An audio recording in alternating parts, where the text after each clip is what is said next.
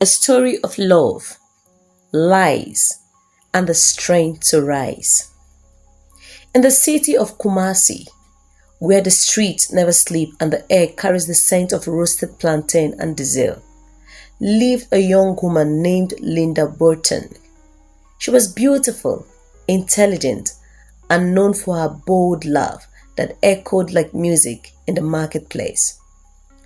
She met Mark Owusu at a friend's wedding. He was smooth, polished, with a smile that could melt glass. He worked for a top bank, drove a silver Benz, and spoke with the quiet confidence of a man who got what he wanted. Within 6 months, he had proposed. Within a year, they were married. To the world, they were perfect, power couple, church leaders, style icons. People admired Linda. They envied her. They believed her life was one big fairy tale. But what the world didn't see was that Mark was disappearing, not physically, emotionally. At first, it was small things. He stopped calling during the day. He stopped noticing when she wore something new. He began working late more often. Linda, hopeful and trusting, thought marriage was just entering a busy section. But something inside her was uneasy, a quiet growing storm behind her ribs. Then came the red flags. A lipstick stain on his collar, not hers. Long nights with his phone switched off. Strange women liking all his photos with heart emojis. One night she picked up his phone while he was in the shower. What she saw shattered her. 4 different women. Messages filled with sweet nothings. Hotel bookings and videos she could barely stomach. Her hands shook. Her heart cracked, but she didn't scream.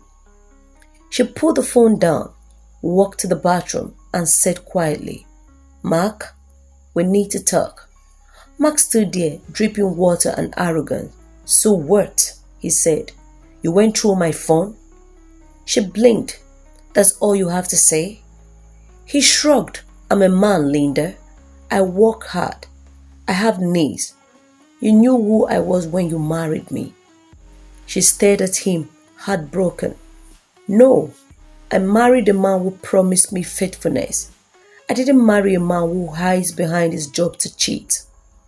His voice rose. "Don't start. You're lucky to even be with me."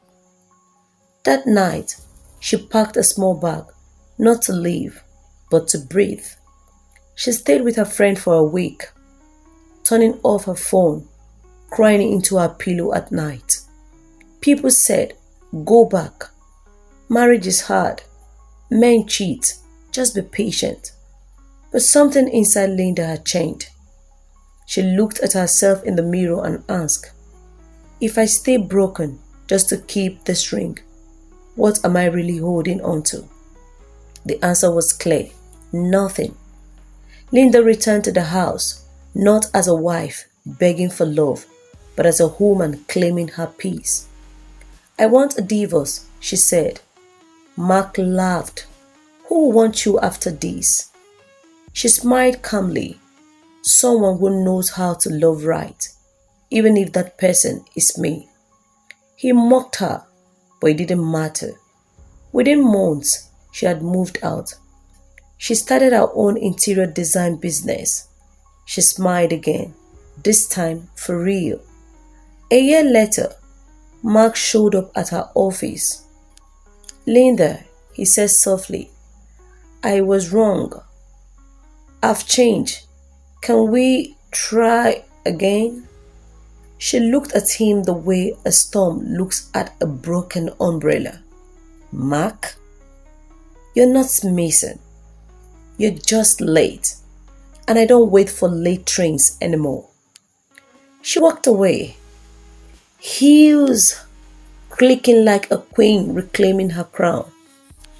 Mark stood there devastated, regretting all he has done. But it was too late, because Linda was never going to accept him anymore. Hope you're inspired. Do subscribe for more interesting stories.